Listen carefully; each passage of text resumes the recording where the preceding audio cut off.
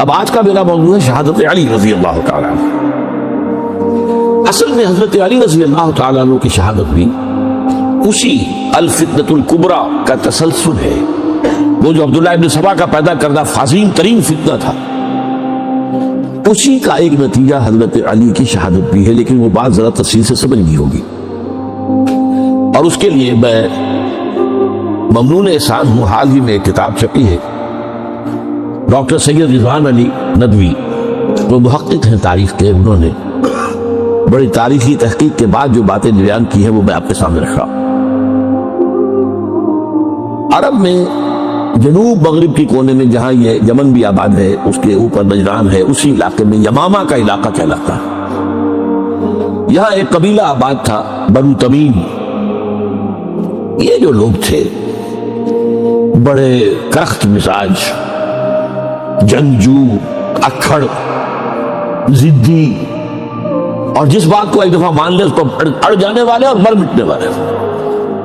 یہی سے فتنہ پہلا اٹھا تھا۔ سب سے بڑا جو نئے جھوٹے نبی کھڑے ہوئے تھے ان میں سب سے بڑا تو مسیلمہ کذاب تھا، یہی تو علاقہ تھا، اور اس کے خلاف اس فتنے کی سرکوبی میں کتنے صحابہ، 1200 صحابہ ایک جنگ کے اندر شہید ہوئے، جن میں 500 جو ہیں وہ فاسٹ رضی اللہ تعالیٰ عنہ پہ۔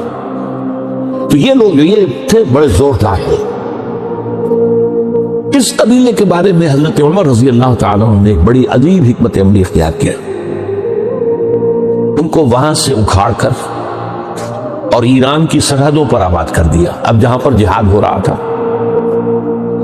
تاکہ ان کے اندر جو یہ جنگجوئی ہے یہ اب اس مقصد کے لیے استعمال ہو،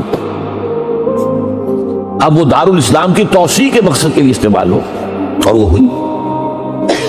حضرت عمر نے 2 چھاؤنیاں بنائی تھی رضی اللہ تعالیٰ، کوفہ اور بصرہ، کیونکہ ظاہر بات ہے کہ اب جو اسلام کا دائرہ پھیل رہا تھا اور اسلامی حکومت پھیل رہی تھی، اور زیادہ تر جو ہے مشرق کی طرف پھیل رہی تھی، ایران اور خراسان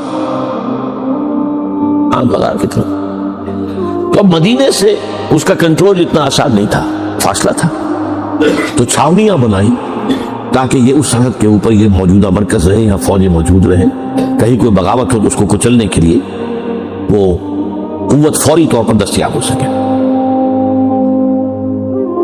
یہ لوگ ہیں کہ جو عبداللہ ابن سبا کی فتنے سے سب سے زیادہ متاثر ہوئے۔ ان کی مزاج میں وہ کجی تو تھی نا، حضرت عمر بھی ان کا جو ایک مضبوط کنٹرول تھا انہیں دبائے رکھا ہے، اور ان کا رخ جو ہے ایک دوسری طرف موڑ کر اس سے اسلام کو فائدہ پہنچایا۔ لیکن اس کے بعد جب فتنہ جو آیا یہ عبداللہ ابن سبا، تو سب سے بڑھ کر یہی لوگ اس کے ماننے والے، اور انہی میں سے وہ لوگ تھے جنہوں نے جانیں بھی دے دی ہیں، جنہیں حضرت علی نے زندہ جلایا ہے، اس لیے کہ وہ کہتے تھے کہ علی خدا ہے۔ اے علی تم خدا ہو، تم ہمیں آگ میں جلا رہے ہو، یہ تو تم ہمارا امتحان لے رہے ہو۔ وَلَنَبْلُوَنَّكُمْ بِشَيْءٍ مِّنَ الْخَوْفِ وَالْجُوعِ وَنَقْصٍ مِّنَ الْأَمْوَالِ وَالْأَنفُسِ وَالثَّمَرَاتِ۔ اب وہ اس آیت کو اپنے اوپر منطبق کر رہے۔ تو یہ جو کرخت لوگ تھے، انہوں نے در حقیقت جو ہے عبداللہ ابن سبا کے کردار میں سب سے بڑا رول پلے کیا، اور انہی کے ہاتھ میں حضرت عثمان شہید ہوئے رضی اللہ تعالیٰ۔ اور اس کے بعد انہوں نے حضرت علی رضی اللہ تعالیٰ عنہ کو اپنے گھیرے میں لے لیا، کیونکہ انہی کی کثیر تعداد موجود تھی مدینے میں جب حضرت عثمان شہید ہوئے۔ اس کے بعد اب ظاہر بات ہے کہ کوئی نہ کوئی تو خلیفہ ہونا چاہیے تھا۔ حضرت طلحہ سے کہا گیا، انہوں نے معذرت کر لی، حضرت زبیر سے کہا گیا، انہوں نے معذرت کر لی۔ اب ظاہر بات ہے کہ حضرت علی آخر امت کو چھوڑا تو نہیں جا سکتا تھا بغیر امام کے، انہوں نے قبول کر لی، اگرچہ حضرت حسن روکتے رہے کہ ابا جان یہ ان لوگوں کی بیعت جو ہے آپ قبول نہ کیجیے۔ حضرت حسن تو ان میں سے جو حضرت عثمان کے دروازے پر کھڑے تھے پہرے دار کی حیثیت سے، حسن اور حسین رضی اللہ تعالیٰ عنہ، انہیں تو معلوم تھا فتنہ جو کون لوگ۔ اس کے بعد حضرت علی رضی اللہ تعالیٰ عنہ نے اسی حکمت سے، جس حکمت کے تحت حضرت عمر نے یہ چھاؤنیاں آباد کی تھی، دارالخلافہ بھی مدینے سے کوفہ منتقل کر دیا تاکہ پورے عالم اسلام کو کنٹرول کیا جا سکے اس مرکز کے ساتھ۔ اس کا نتیجہ یہ نکلا کہ اب گویا کہ حضرت علی کے گرد ان لوگوں کا گھیراؤ مکمل، کوفے میں یہی تو آباد تھے، کوفی یہی تو تھے، حضرت عمر نے انہیں لا کے یہاں آباد کیا تھا۔ جب حضرت علی نے کوفے کو اپنا دارالخلافہ قرار دیا تو گویا کہ ان کا پھر عمل دخل بہت بڑھ گیا۔ ایک طریقے سے یہ کہا جا سکتا ہے کہ انہوں نے اب حضرت علی رضی اللہ تعالیٰ عنہ کو اپنے محاصرے میں لے لیا۔ चुनांचे जंग जमल के मौके पर यह हुआ है कि सुलह हो गई थी। हजरत आयशा रज़ी अल्लाह तआला अन्हा के जो नुमाइंदे थे और उधर से हजरत अली, सुलह हो गई थी, तय हो गया था कि हाँ कातिलीन उस्मान को जो है उनको सजा दी जाएगी, किसास लिया जाएगा हजरत उस्मान की कत्ल का।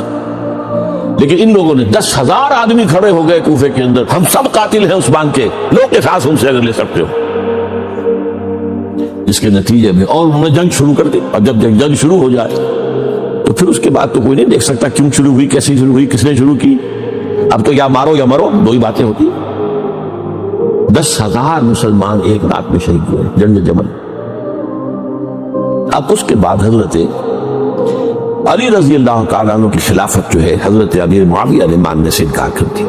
जब तक कातिलीन उस्मान को सजा नहीं देते हम बैत नहीं करेंगे। ये नहीं कि दावा किया हो कि मैं खिलाफत का हकदार हूं, ये नहीं, लेकिन ये कि आपको उनको सजा देनी चाहिए।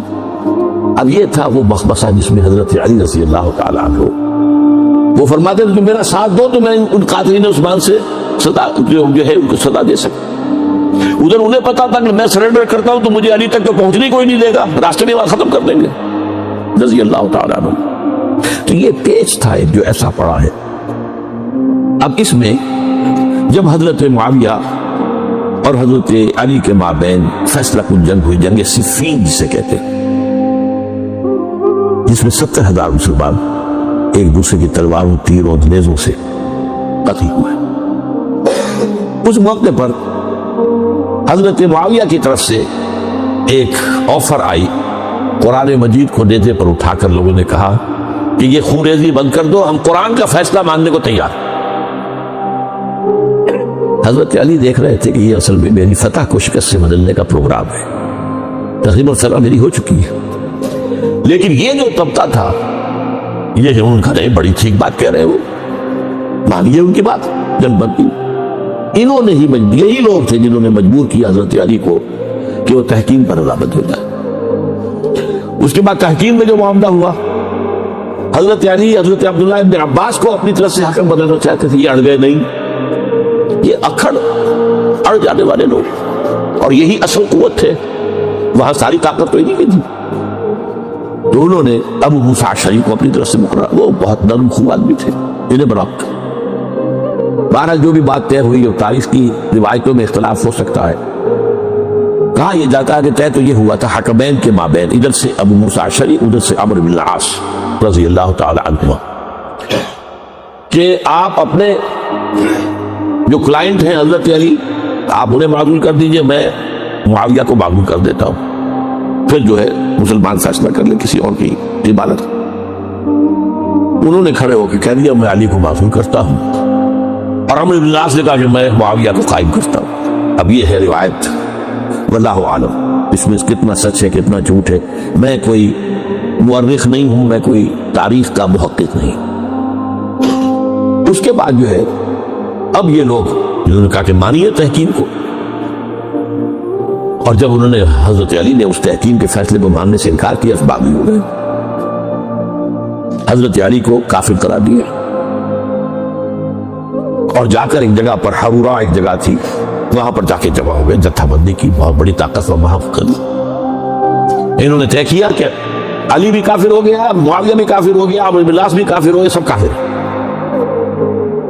हजरत अली की तरफ से एक गए सफीर उनसे बात करने के लिए, तो उन्होंने कहा तुमने तो कहा था कि तहकीम को तस्लीम करो, क्या हमने गुनाह किया था, कुफ्र किया था, हम तौबा की हमने।